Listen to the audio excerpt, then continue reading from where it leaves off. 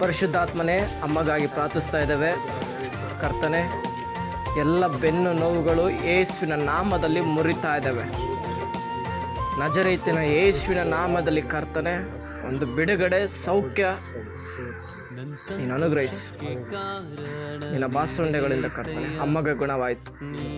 ನೀನು ತಾನೇ ಸಹಾಯ ಮಾಡು, ಆಶೀರ್ವದಿಸು, ಬಲಪಡಿಸು.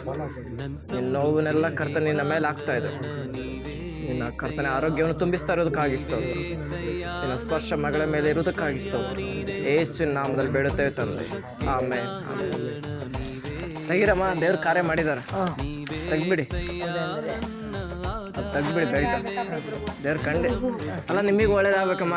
ನಮಗೆ ಒಳ್ಳೇದಾಗಿದೆ. ಸೊ ನಮಗೆ ಒಳ್ಳೇದಾಗಿರೋದಕ್ಕೆ ನಾವು ನಿಮಗೆ ಒಳ್ಳೆ ಹೇಳೋದಕ್ಕೆ ಬಂದಿದ್ದೀವಿ. ಹಾಂ, ನಾವು ಕೂಡ ಕಷ್ಟದಲ್ಲಿದ್ವಿ, ನೋವಿನಲ್ಲಿದ್ವಿ, ಯಾರು ಇದ್ದಿಲ್ಲ. ಸಾಯ್ಬೇಕನ್ನೋ ಒಂದು ಸ್ಥಿತಿಯಲ್ಲಿ ಯೇಸು ಕ್ರಿಸ್ತನ ಕೈ ಹಿಡಿದ್ರು. ಆತನ ಯಾಕೆ ಹುಟ್ಟಿ ಬಂದಿದ್ದಾನೆ ಲೋಕಕ್ಕಂದ್ರೆ, ನಾವು ಕಷ್ಟದಲ್ಲಿರೋದನ್ನ ನೋಡಿ, ಪಾಪದಲ್ಲಿರೋದು ನೋಡಿ ಪರಿಹಾರ ಮಾಡೋದಕ್ಕೋಸ್ಕರವಾಗಿ, ಕಷ್ಟದಿಂದ ಬಿಡಿಸೋದಕ್ಕೋಸ್ಕರವಾಗಿ ಬಂದರು. ಮತ್ತೆ ನಮ್ಮನ್ನು ಜೀವಿಸುವಂತೆ ಮಾಡಿದರು. ಸಾಯ್ಬೇಕನ್ನೋ ಸ್ಥಿತಿಯಲ್ಲಿ ಮತ್ತೆ ಜೀವ ಕೊಟ್ಟು ನಮ್ಮನ್ನು ಬದುಕಿಸಿದ್ರು.